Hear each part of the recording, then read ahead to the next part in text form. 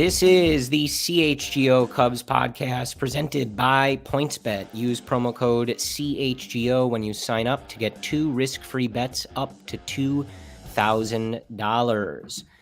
Hello, everyone. My name is Corey. I am joined, as always, by Brendan, and we are coming to you on Wednesday evening, April 13th. If you are joining us live on YouTube, hello. If you are listening to us traditionally on the podcast feed, also hello. We've got a quick 2-game set to talk about. The Cubs and Pirates finishing up earlier this afternoon. We will talk about those 2 games, the highs, the lows, the good things, the bad things. And then at the end, we will get you set for a 4-game series with Chris Bryant and the Colorado Rockies, Brendan. Yep. Yeah, I got to say, nice recovery. Your throat was scratchy there. I was a little worried for you, but that was a great recovery. Doing this live is a little bit different, but well done. I'm proud of you, Corey. The allergy situation in Chicago is not good. I'm sure the weather going from 30 degrees to 70 degrees, raining, snowing, hot, humid. Yeah. Not great for everybody. Yeah, but normally we would stop that and we would redo it, but good for you. You rebounded, so I'm proud of you there. Yeah, I'm gonna try not to let that affect things. But all in all, somewhat of a different feel coming out of this series than we felt after that first weekend against the Brewers, the Cubs' first trip on the road here. So we'll take a look at these 2 games right quick, just kind of set the table for you guys, and then we'll jump into the specifics. On Tuesday, it was a 2-1 victory, pretty much solely on the shoulders of Seiya Suzuki and Drew Smyly in the Cubs bullpen. So Seiya hits 2 home runs in this game. Drew Smyly goes 5 innings, 3 hits, no runs, no walks, and 1 strikeout. And that was pretty much the story. Michael Givens gives up a home run, but it was to Newman with nobody on base. So I don't think you're really going to take much issue with that. And otherwise, a pretty simple game, 2-1 victory. Then today in the finale, so it started on the earlier side, 11:35 in Chicago. The Cubs falling 6-2. It was a clunker of a start for Kyle Hendricks.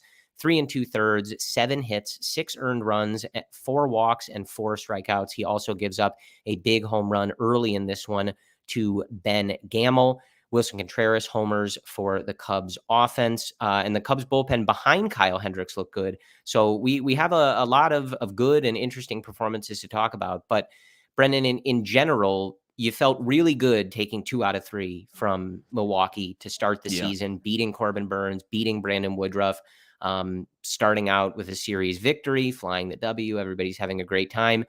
Splitting in Pittsburgh, I think you're probably not as excited about. No, I mean, it's still early on. I'm reading in the comments right now from Jack R, where he said, I'm worried about Kyle for the first time ever. Like, I get it, right? Like his start against Pittsburgh was not good, but it was just a week ago where that changeup was looking good. He threw that curveball 17 times. He was getting whiffs on that curveball. And this is kind of what happens earlier on in the year. You get some games that look good. You get some at bats that look great against Cy Young candidates. And then other times you go up against Jose Quintana and the bats just look a little bit weak. This is how baseball works, unfortunately. This is why sometimes I hate baseball. But overall, the same takeaways I had from that first series against Milwaukee, they're still there. Seiya still looked good. Happ put up great at-bats. The bullpen still looked good. Ethan Roberts looked really good.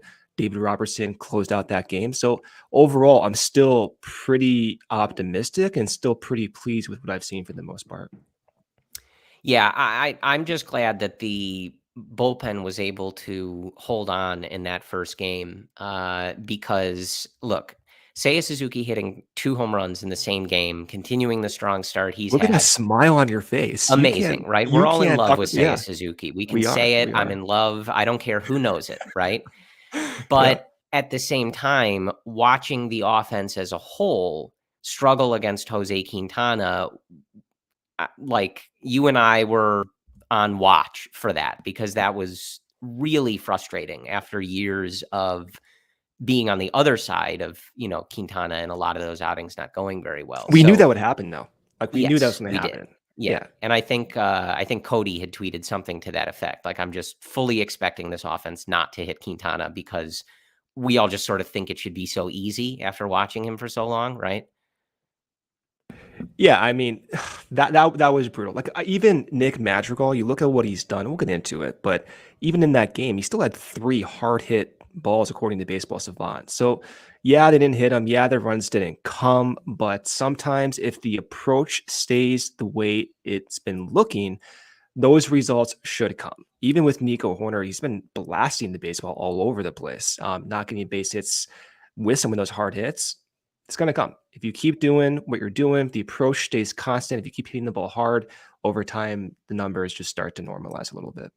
Yeah. And so also something, just worth noting real quickly, since we're, reviewing the series, is we did see the first lefty starter against the Cubs on this early season. So just wanted to note what that lineup looked like on Tuesday. Again, Clint Frazier leading off, Contreras, Wisdom, Schwindel, Seiya, Nick Madrigal, Hermosillo getting the start in center field, Ian Happ, and then Nico Horner. So after a weekend of all righties and seeing Ortega at the top and kind of a fairly consistent lineup, we did get a little bit of a different look there. But I do want to start with Seiya Suzuki. A lot of what we saw in this series, Brendan, was similar to what you and I talked about on Sunday, similar to what Luke, Cody, and Ryan have talked about daily. So there's not necessarily a lot new to add, but we would just be remiss to not start with Seiya Suzuki. He goes 2 for 4, obviously, with the 2 home runs in the first game, and then in the finale on Wednesday, 1 for 3 with an RBI and a walk. And you just kind of continue to get that full picture of plate discipline, contact, power, the command of the strike zone. Like it's all just sort of playing out exactly as you really would have wanted. It's only 2 teams. It's only 5 games. Of course, like there's going to be adjustments, but it continues to just be going about as well as it could be. Yeah, that rate, that chase rate is still under 5%. That's absolutely absurd. And just watching his at-bats, at least right now, he may end up being like my favorite hitter I've ever seen, honestly, because he's not going to swing at bad pitches. He's going to hit a lot of fly balls. He's going to make a decent amount of contact, presumably. He does everything you want a hitter to do to reduce that fan anxiety. Like, if you have a high leverage situation, you want a predictable at bat. You want that Ben Zobrist type at bat. And with Seiya Suzuki, that plate approach resembles ultra disciplined, high contact, and unlike most hitters, he can hit the ball in the air and far with those 2 types of abilities to make a lot of contact and not swing at bad pitches. So it's fun to see. Like, he's exceeding my expectations, and I feel as if this continues, he's going to exceed most fans' expectations, which were already pretty high to begin with. Yeah, and so one tweet that I did want to pull up here from Megan Montemuro. There we go. Random tidbit. Seiya Suzuki has now reached safely at least twice and either scored a run or recorded an RBI in each of his first 5 games with the Cubs. The last player to do this in their first 5 games as a Cub was Mark Grudzielanek in 2003, and the only Cubs to do it since 1901. Wow. Now, don't forget, since 1901, that includes 2 other World Championship teams back-to-back in 1907 and 1908. But first of all, that's an amazing stat. He's already had a couple of these stats make the rounds on social media where you're like, wow, okay, he's really introducing himself to the world. But we also love a Mark Grudzielanek reference on this podcast. He's on this. This is the 2003 Cubs roster that I have on my wall here. He's on there. We love the 2003. Is he in the bottom right there? I can recognize that swing.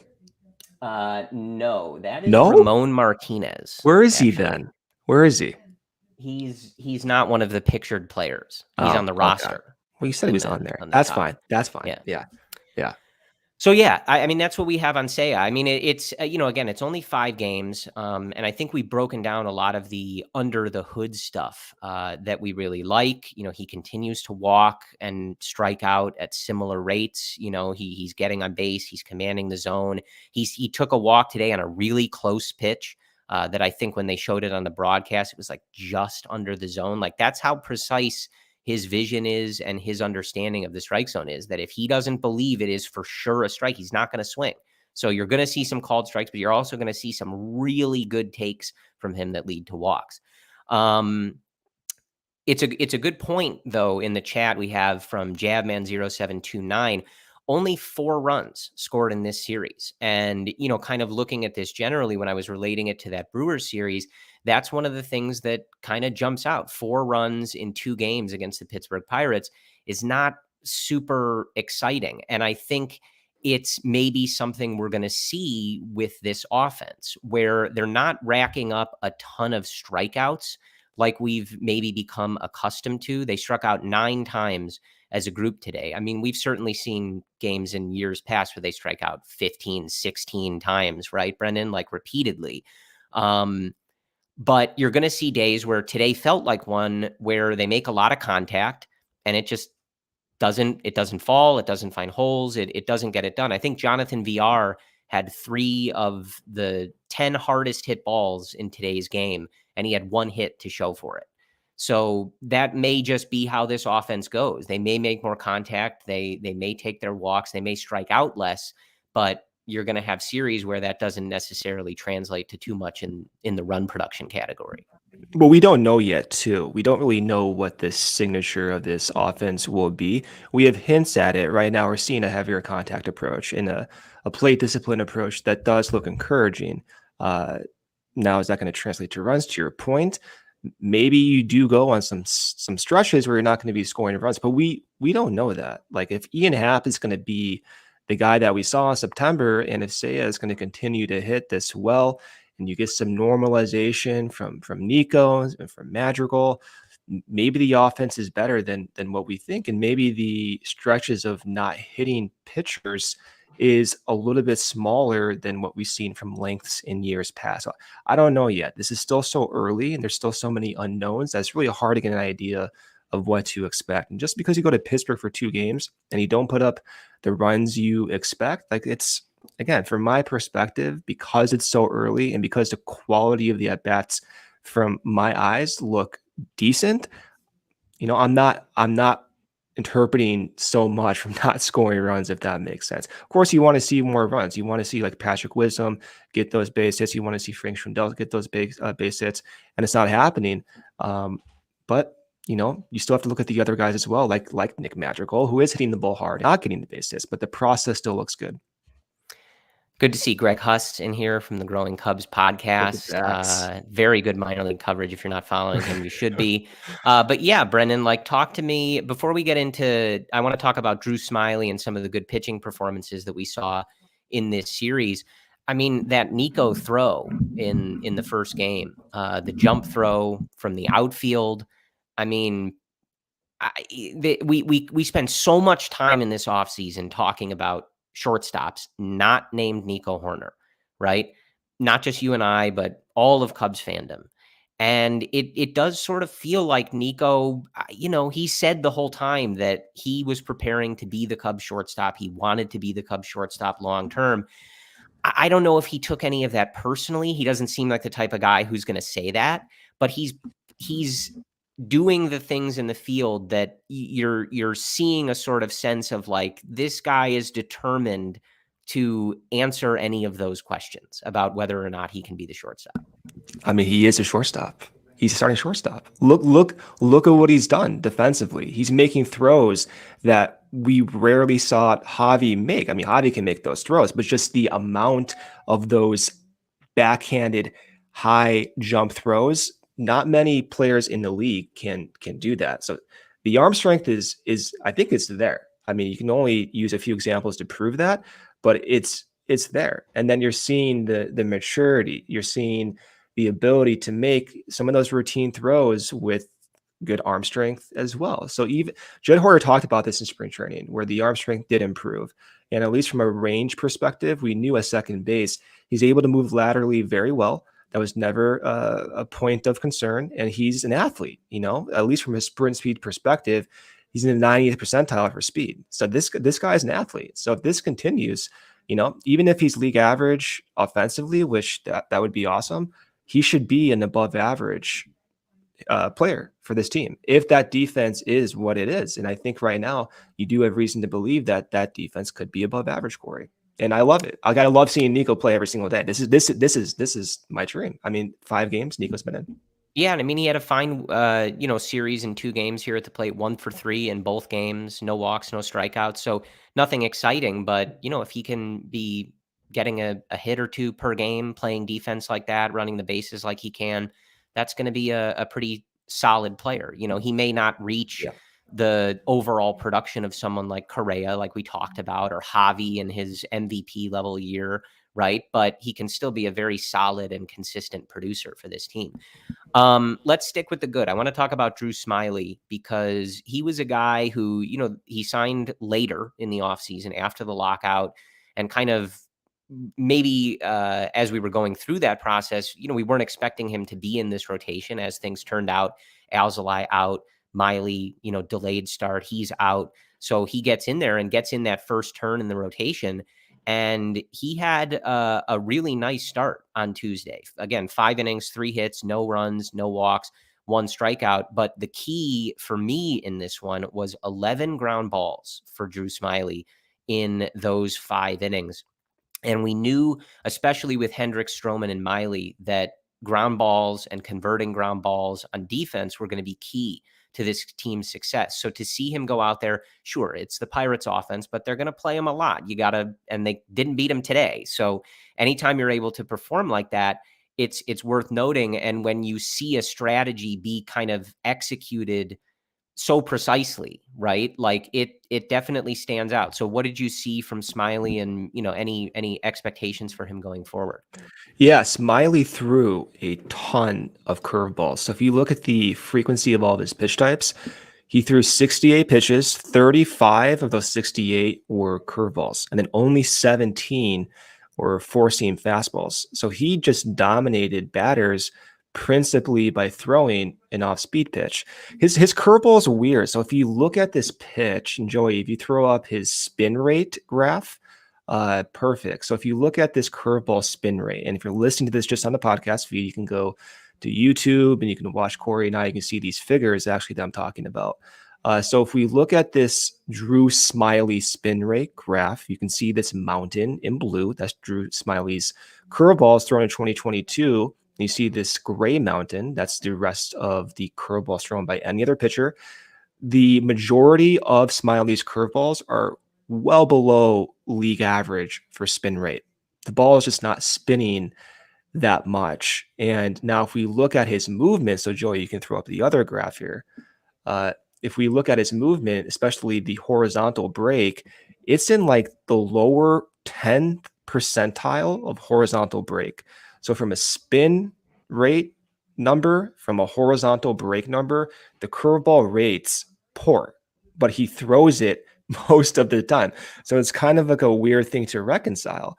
And I was asking people in the sport, why would you do this? And the answer is, well, any type of off-speed pitch, even if it's not good by numbers, it's better than a fastball.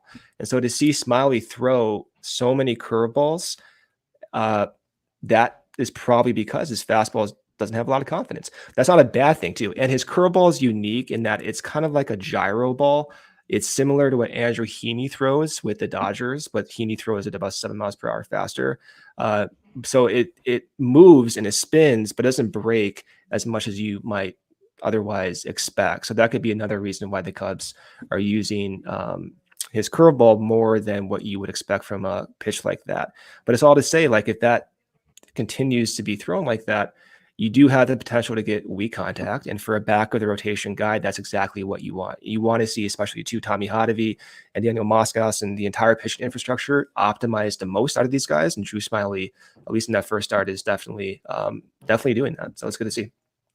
Yeah. And, obviously Brendan has probably a lot to say on Kyle Hendricks' start today, which I guess is officially the second turn in the rotation, right? Even though it was only 4 starts. But you have to like what you saw from that first turn, even if you're a little worried after watching Kyle today. 20 1/3 innings pitched, All of them go at least 5 innings, only 2 earned runs, 14 hits, 16 strikeouts, and 7 walks from Hendricks, Steele, Stroman, and Smyly in those first 4 starts.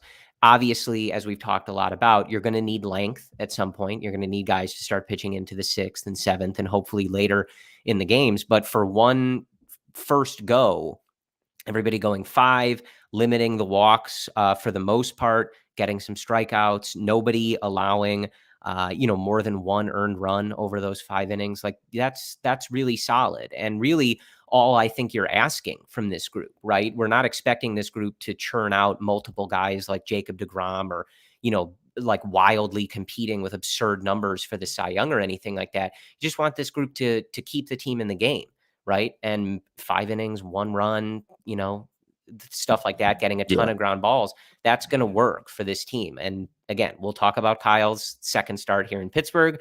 Of course, now they're going to Colorado for the weekend. Colorado is off to a good start, and it's a terrible place to pitch. They're going to have to fill in, I think, who's pitching on Saturday. So that doesn't bode well for the rotation. So I do want to make sure we highlight how good that first turn was, just in case this weekend in Colorado is dicey. Yeah. All right. Quick break from our sponsor, PointsBet. The best way to support CHGO is to download the PointsBet app and use code CHGO when you sign up. If you make a $50 or more first-time deposit, you'll receive a free CHGO membership, which unlocks all of our web content, and you'll even get a free shirt of your choice from the CHGO locker. If you have any questions, email pointsbet@allchgo.com. and we'll help you out. Remember that PointsBet is your home for live in-game betting. They even have a new exclusive feature, live NBA same-game parlay for the first time ever. Build a perfect live same-game parlay only with PointsBet. Combine your favorite bets anytime during the game. You can even boost your live same-game parlays. And now online sign-up is available in Illinois. You can actually download the PointsBet app right now and register your account from start to finish, all from your phone. Signing up with the fastest sportsbook is now easier than ever, so you can start living your bet life in seconds. Use CHGO to get 2 risk-free bets up to $2,000. So what are you waiting for? Once the game starts, don't just bet. Live your bet life with PointsBet. And actually, the spread for the Cubs game tomorrow with Steele on the mound is actually Cubs plus 1.5. So I think that's a good bet to take, especially the way Steele looked in that first start with that fastball. Gambling problem, call 1-800-522-4700. Second read here from our sponsor, Strava Craft Coffee. This is the first time I'm reading this, by the way, so some errors might happen, so bear with me. But if you want to start your day with a competitive edge, Strava CBD coffee is a game changer and has helped thousands of people to improve their overall wellness and quality of life. Strava delivers delicious, fresh, roasted specialty coffee infused with organic Spectrum CBD. CBD from hemp doesn't make you high or hungry, but it does offer real benefits that can help you out. You can feel alert and focused without the jitters. You can live your day more balanced with less anxiety and fewer aches and pains. I think I might need this right now, Corey. Plus, including CBD in your daily routine can even help you enjoy more restful sleep so you can wake up feeling your best. The best part, Strava is all about quality. Everything is small batch, fresh and shipped straight to your door. Strava also concentrated full spectrum CBD tinctures for those looking for a more traditional CBD format with a powerful entourage effect of benefits. CHGO listeners can save 25% off their entire purchase when you use code CHGO25. That's 25% off your entire order at StravaCraftCoffee.com when you use code CHGO25 at checkout. Discount coupon valid only on non-subscription purchases, only 1 per customer. Already love Strava? Subscribe and save with the Strava Coffee Club. With Strava, you're in control. Save on your favorite coffees and have them automatically delivered to your home or office on your preferred schedule. All right, Corey. Strava. Got to get it. Well, we'll have to get you some. They have it in the office here in Chicago. I need a lot. So headquarters. It's good stuff. So want to stay on the good. The second portion of this episode will be on, the bad, the ugly. Concern at this point in the season feels like a bad word, Brendan, because it's only 5 games, but it will be stuff, I guess, that maybe we're concerned about, or soon we might be concerned about. However you want to phrase that. We're seeing tons of Kyle Hendricks comments here, Corey. Like, everyone's freaking out about Kyle Hendricks. I get it, but Cody's here wondering if I Kyle see you, will be Cody. okay. We have a few comments hoping that you can talk people off the ledge as it relates to Kyle Hendricks. All right. So we'll see what I can do. we're gonna put on Brendan's lab coat and head into the pitch lab there. But I want to stay on some of the good stuff that we saw in this series, and I think the first place to go would be the bullpen and the work that we saw from the bullpen. We saw a good outing from Chris Martin. Again, Michael Givens gave up that home run, but he also struck out 3 in that inning of work. And the home run, I said Newman earlier. Excuse me, it was Reynolds, and that's fine in a 1-run game with nobody on base. Or a 2-run game, you don't want to put a runner on and potentially give up the tying run. And he's, I think their best hitter at this point, so it's fine, right? And he struck out 3 guys, so a good outing from Givens. David Robertson picking up the save again. He continues to look good. I'm pretty pleased with that pickup so far. He looks good.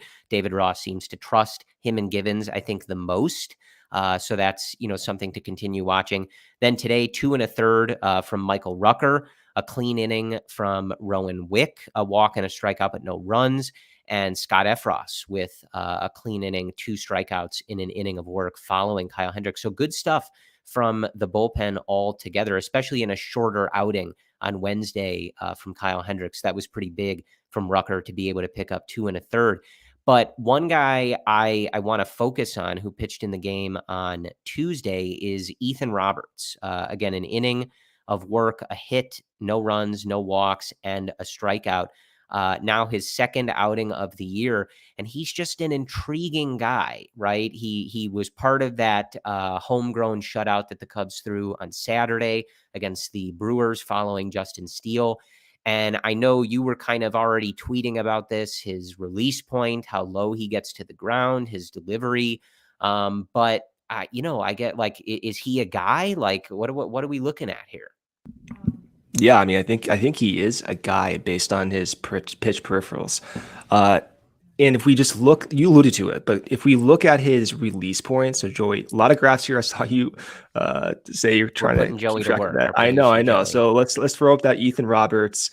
Yeah, this is awesome. And so what we're looking at here is a comparison of Ethan Roberts' release point on sliders versus a league average release point, which is actually what David Robertson has with his slider. And these are frame matched, depth matched, camera matched, everything. You can see the degree at which Roberts lets go of the ball close to the ground. It is clearly obvious here. Now, if you want to look at the data side of this with Joey, if you throw that up now, you can see, I mean, this is unbelievable. He has the lowest release point in professional baseball for a slider. And this kind of makes sense. When you're that low to the ground, you're able to have a slider that's more sweeping. So when you match his spin rate with the plane of his release point, that pitch is going to move like a frisbee. It's going to move like a wiffle ball.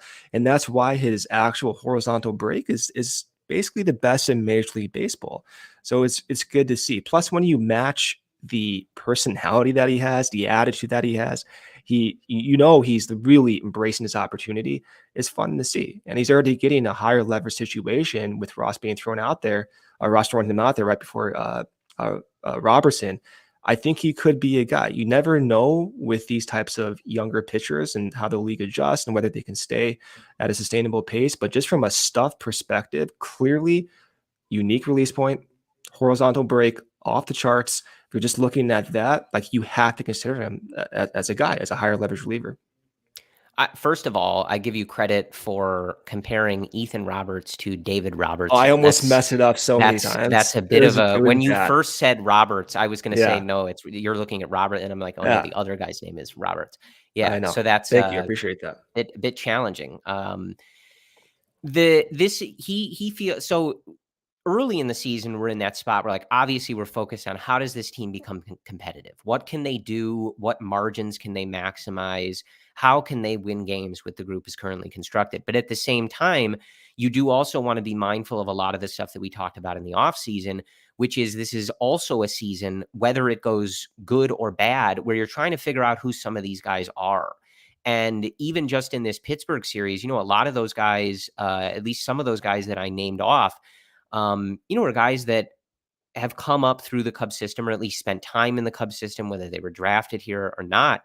And, again, seeing Rucker today, Wick today, Efros today, Roberts yesterday, and these guys being able to so far contribute to a pitching staff in a successful manner, that's a big thing. And of course, we're talking about Ethan Roberts. It's always good when you have a reliever that's able to do something unique, right? We've seen so many guys be successful because they don't go about things like anybody else. They're delivering a pitch from an angle that guys don't see, from a release point that guys don't see. But to have them be successful, even though it's only 2 outings so far for Ethan Roberts, this is one of those things that we've been talking about. Like, as you go forward here, not that we're looking ahead to 2023, right? It's been 5 games in 2020. The Cubs are above 500. It's going pretty well, all things considered. It is, yeah. But you do, you can get excited as these things go along if you're able to identify guys who can fill roles as you go forward here, especially if they're not on big contracts, they're coming from your own system. And as we've talked, you and I, at least, especially so much about the Cubs pitching infrastructure, Tommy Hotovy, Craig Breslow. I know you mentioned the new addition, Daniel Moscos, who's doing a lot of the pitch shaping, pitch design stuff. It's good to start to see those results, right? It's easy to, maybe not easy, but you can sign Marcus Stroman to a contract and you expect him to be very good because he's Marcus Stroman, right? What that has to do with the Cubs infrastructure or not is difficult to tell. They might tinker with him, change some things, et cetera, but he's Marcus Stroman, right? He's going to be good. What you want to see in terms of a results perspective from this organization is, okay, these are guys that you're developing, you're drafting, or you're trading for and trying to figure out. At some point, you want to start seeing those guys contributing at the highest level. And again, 5 games, 2 series, but you're seeing that from some of these guys. The Cubs are getting outs, meaningful outs from guys that they have brought through their system. Yeah, and at least I know you share the same sentiment, but for me, the bullpen was never a point of concern, even though the names don't look that, I guess, promising. I don't even know if that's the right word to go about saying this. Prominent? But yeah, I mean, like you see, Givens, he's had some recent success, but even like David Robertson as a closer, a little bit older, hasn't had the success he had from the mid 2010s. But then you throw in like, Ethan Roberts, and I don't think that was a name on many people's radars as a higher leverage guy this quick. I know some of the prospect guys like Greg Huss, who was in there, of course, who Ethan Roberts is, but he's translating that stuff already to higher leverage outs. That's a big deal. And when you consider, let's say, Rowan Wick is going to adjust a little bit slower, maybe some of the other guys are not ready yet because of the slower spring training, you can dig into Iowa perhaps and make the most out of these other guys as well, who just, need a shot. And you can use the pitching infrastructure to change some of those pitches, and maybe they're still working through it. So at least in my mind, like the bullpen was on the back burner of my list of concerns. And there's like a lot of concerns that we all have, but for me, it was always a foregone conclusion that the bullpen would just work out. And will that be the case? Who knows? But I do think just on the past precedents with Tommy Hotovy and this bullpen, like there's good reason to believe that it's going to be a good bullpen, something that we don't have to worry about. Yeah. So, in terms of like the other good stuff in this series, Wilson Contreras hit a 453-foot home run today. Yes, he did. That's always fun. 110.2 miles an hour off the bat. As I mentioned before, Jonathan VR had 3 of the 5 hardest hit balls in today's game, 3 of them over 104 miles an hour. At times I know that the exit velocity stuff can get tiring for some people, especially if it's not translating to results.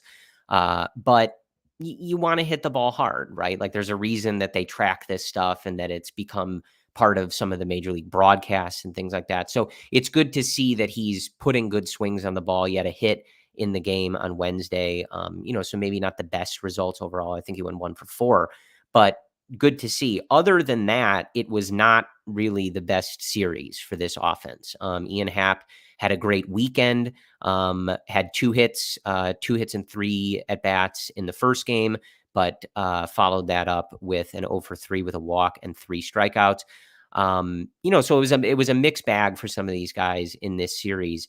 But other than Seiya Suzuki and I think Wilson Contreras, it just was kind of a flat offensive series.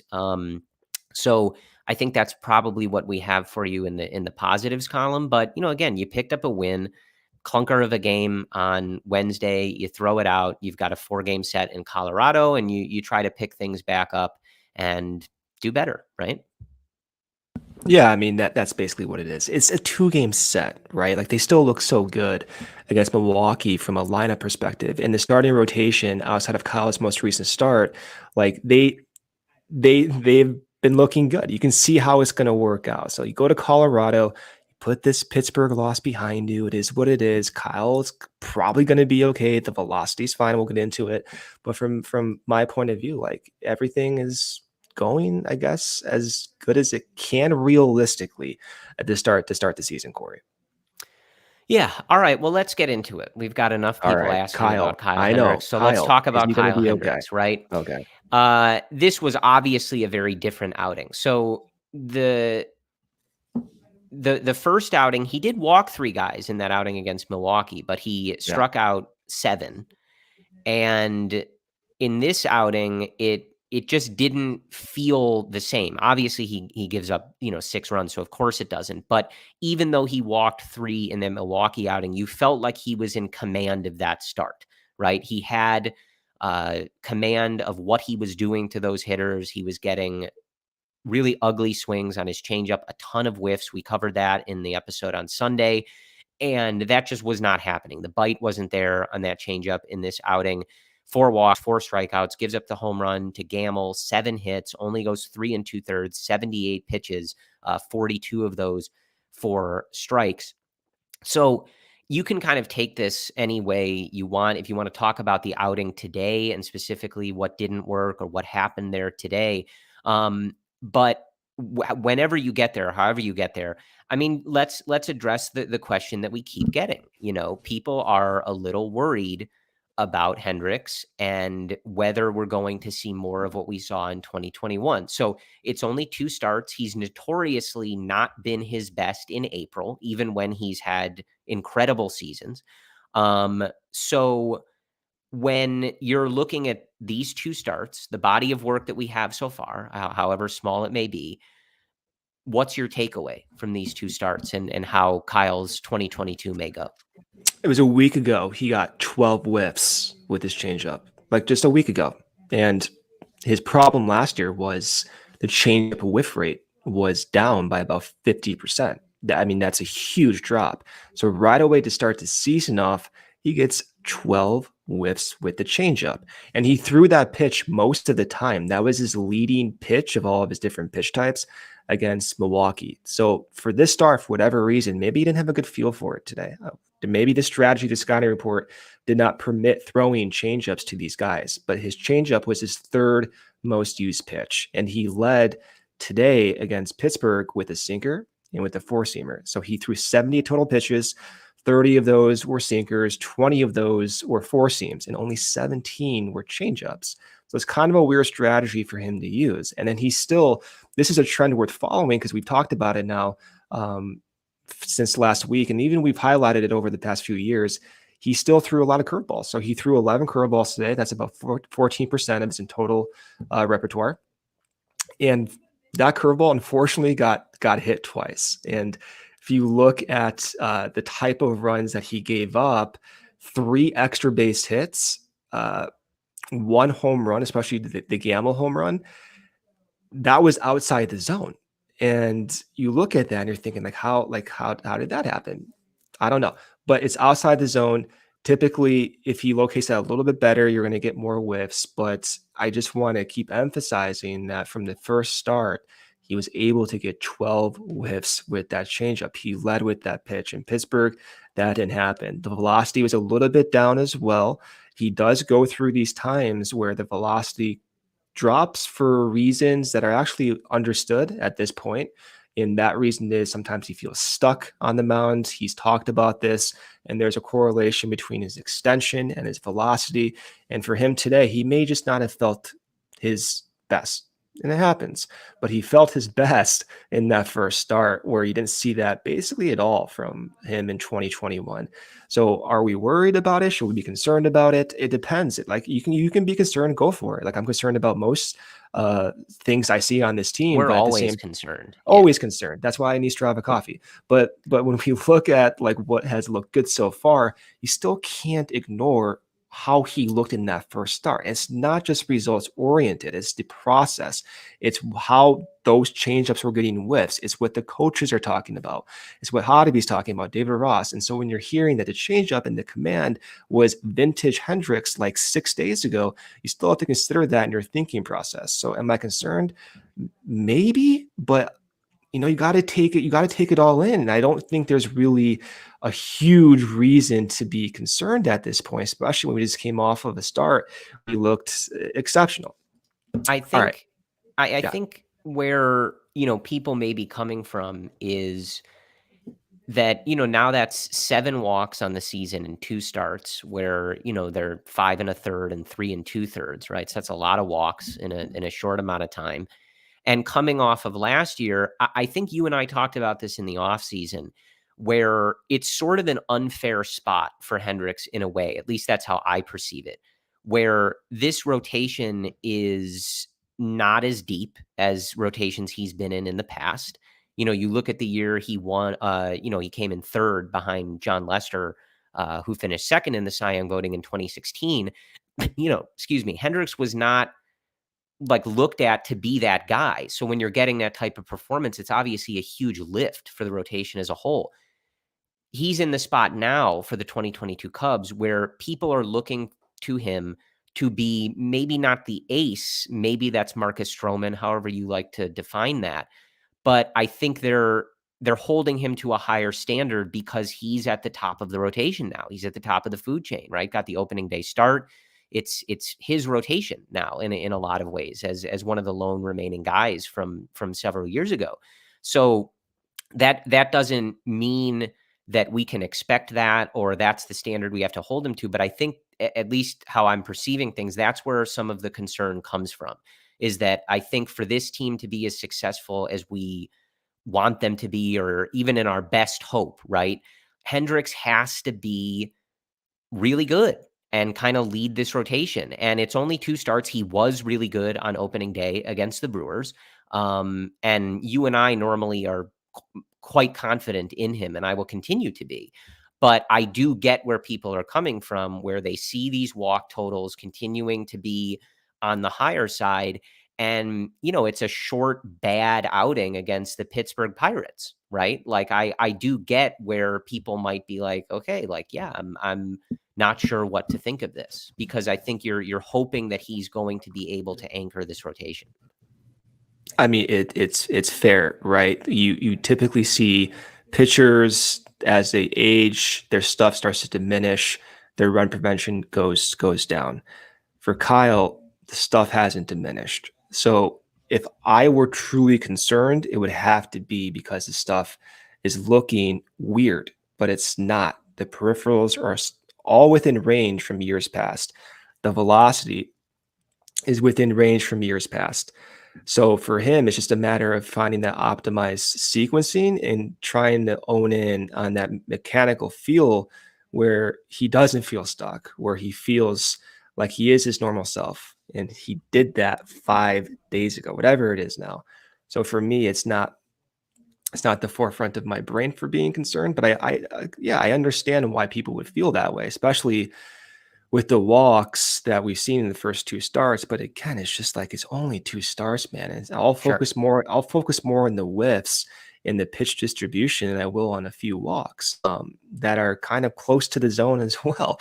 So I'm not concerned about that. Again, I think as long as the stuff and the movement and all of that looks good and healthy and the same as we've seen it in years where he's been successful, you trust him and this pitching infrastructure to figure out the way to put that together to get these results long term as we go forward. Yeah. All right. Last read from our sponsor, PointsBet.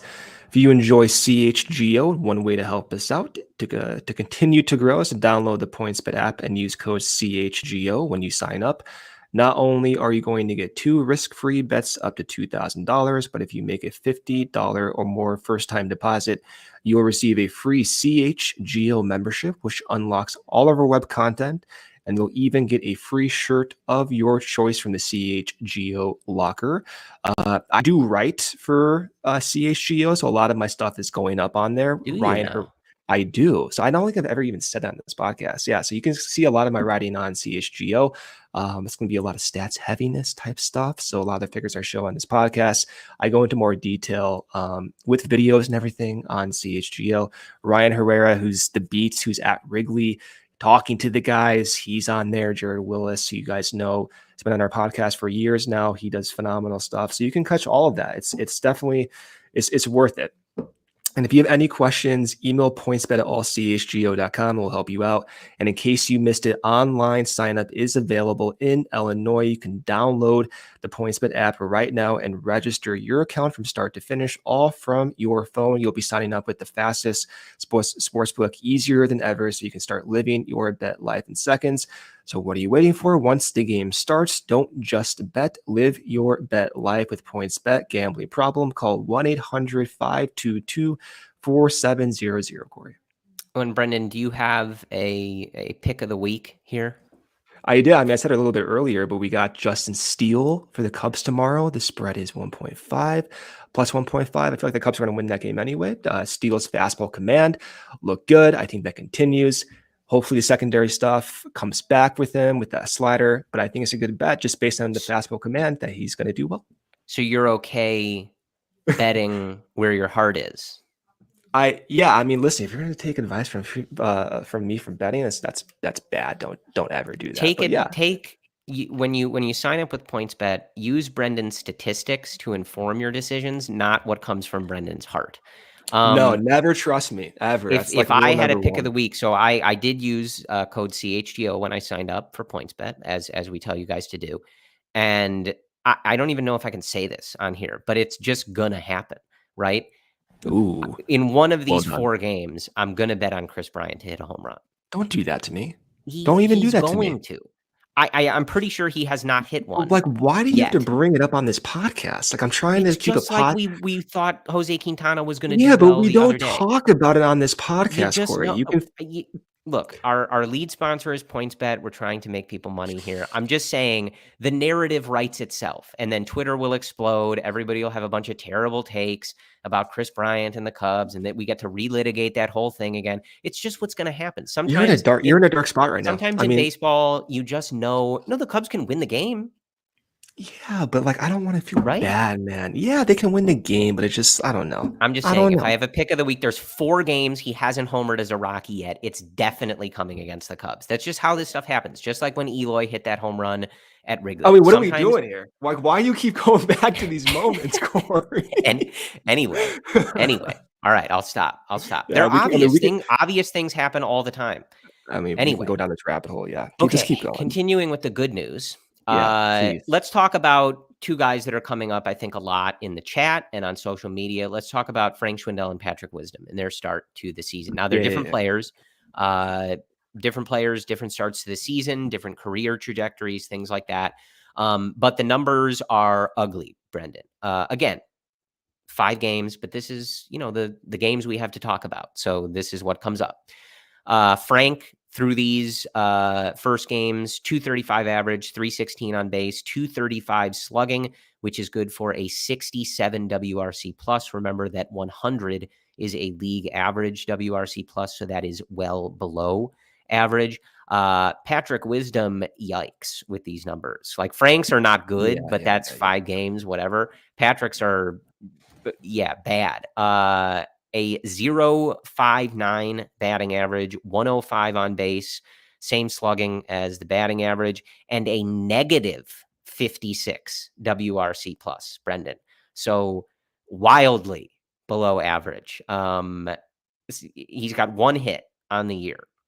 So with either of these guys, at least for me, right, Frank, I look at maybe a little differently just because of how he was able to go about things last year, the way he was able to sort of command the strike zone, make contact on pitches in the zone, the power that he showed, the exit velocity that he was able to put on a lot of those balls.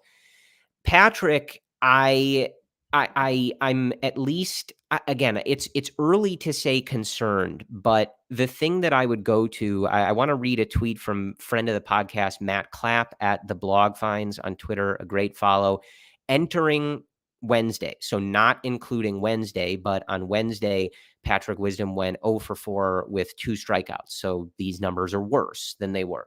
Coming into Wednesday, going back to July 1st of last year, 2021, Patrick Wisdom had a 202, 277, 433 slash line, which was good for an 87 WRC plus. So again, 100 is league average. So that's, fairly below league average since July 1st of last year. So the reason that maybe I'm more dialed in on him than Frank is Frank was obviously red hot in the second half for the majority of it last year.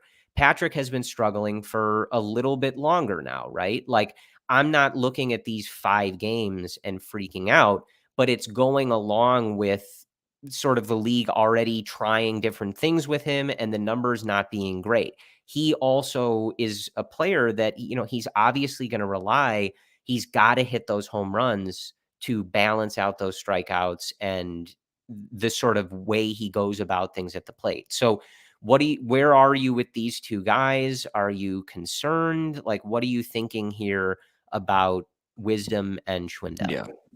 Yeah. With Wisdom, he looks different. Again, I can't really explain visually how it looks, but the numbers, at least it's a small sample size, but the short-term peripherals do back up some of the changes he was making and the intention behind the changes, which is to make more contact.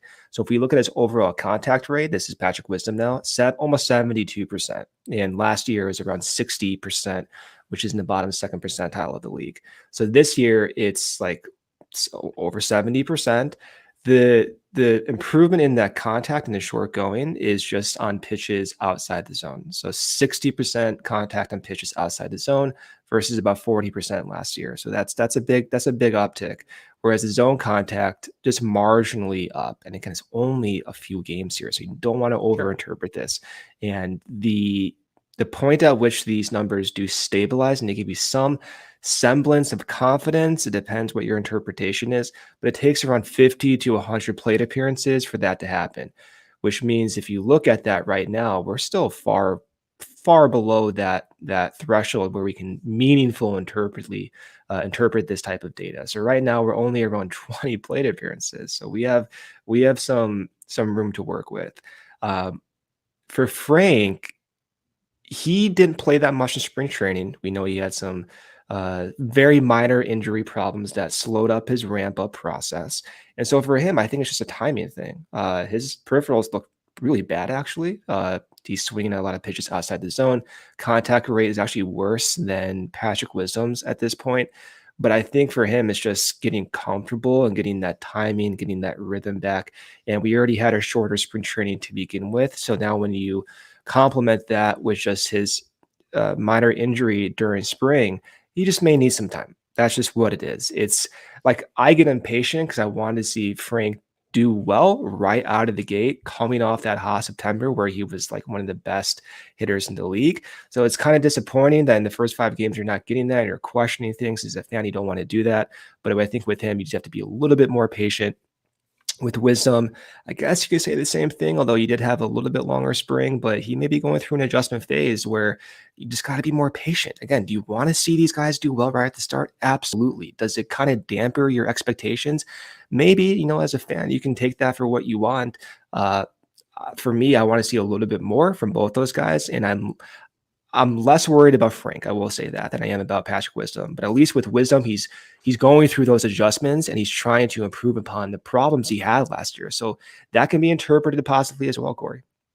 Yeah, so that's a good point as it relates to the stat that I read, which was going back to July 1st of last year, that, he was already kind of struggling and the numbers were going down last year, but he did, document.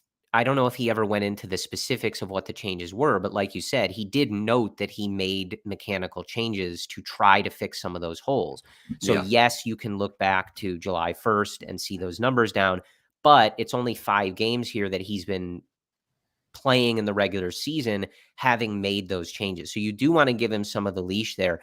I am curious though, because this feels like, one of the symptoms of the way this roster was built, where you have so many guys who, people want to see get opportunities or who can play different positions and things like that. So it does sort of beg the question of what the leash for some of these guys is. I think Frank, maybe is in a different spot because he was doing well last year, and they can play Alfonso Rivas there, but like generally there's not like a clear person who should be starting at first base besides him. So I think he's got some pretty clear runway there. Patrick, though, I do wonder, like, if we start to see Jonathan VR at third base at a certain point, if he continues to struggle, or what that leash is, right? Yeah. And I'm not projecting my own concern or anything like that. I'd like to see him get a shot and see if he can repeat the homers he was able to hit last year, et cetera. But when you bring in a guy like VR, who has a few, has a more clearly a more proven track record at the MLB level of being able to put together solid and valuable seasons. I do just wonder, if Patrick continues to struggle, if the strikeout rate stays near 50% and things like that, do we see him much more selectively, matched up in the lineup? And do we see Jonathan VR getting those starts? And, that's just something to watch. I think his leash might be shorter.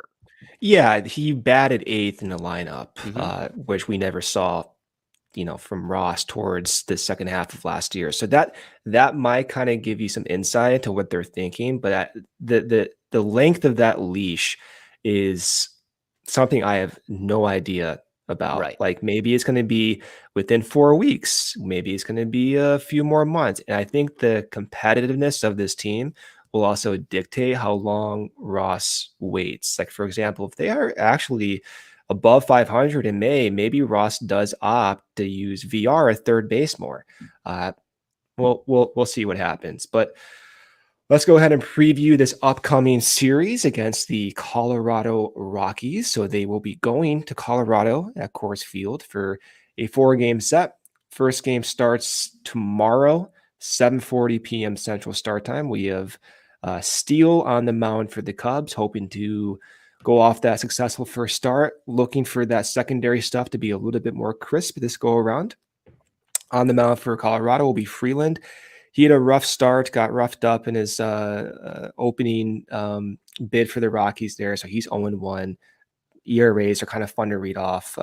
It's like almost 13 right now, so that's kind of funny to see. On Friday, we have Stroman on the mound for the Cubs, also looking to go off of a successful first start, maybe a little bit deeper into the ball game. He'll be facing Marquez for Colorado, who had a good first start as well. Both of those guys have no decisions in their first starts. And then that game starts also at 7:40 p.m. Central. Then we have the third game on Saturday, at least according to now. It's tune in tomorrow to hear the complete pitching rotation, but the Cubs have not announced a starter. This is according to the MLB and Cubs.com. But Sensatella is on the mound for the Rockies. He has no decision from his first start.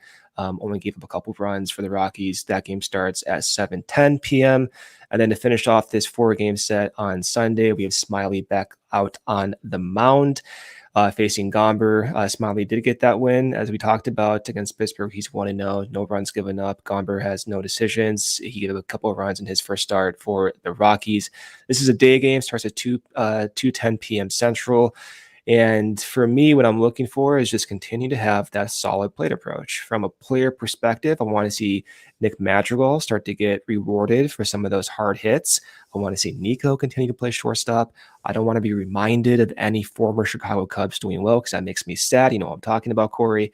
And I want to see Frank and Patrick start to go off a little bit more. Just give us a little bit more confidence to that we're not questioning their trajectories. So that's really what I'm looking for this series, Corey. And winning, of course. Yeah. I mean, I think anytime you go to Colorado, I think you're happy with a split, right? I think you'd be pretty fine with a split in the series. Obviously, anything more than that is great. Especially when you have you're kind of doing a fill-in start on Saturday.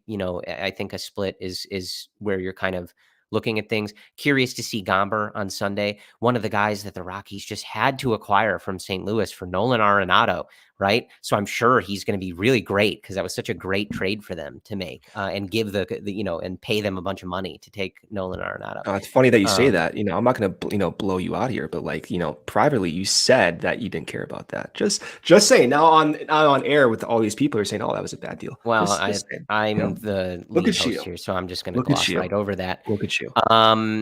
Yeah, I mean, and you just like to see a better offensive performance overall. 4 runs in 2 games in Pittsburgh, not great, not going to cut it. And for as fun as it is to watch Seiya Suzuki basically single-handedly win a game like he did on Tuesday, you'd like him to not have to continue to do all of that heavy lifting like that. So that he might, because he's just that good. I'm for it if he just wants to win every game. I mean, he's the best hitter I've ever seen. So yeah, it is what it is. Yeah.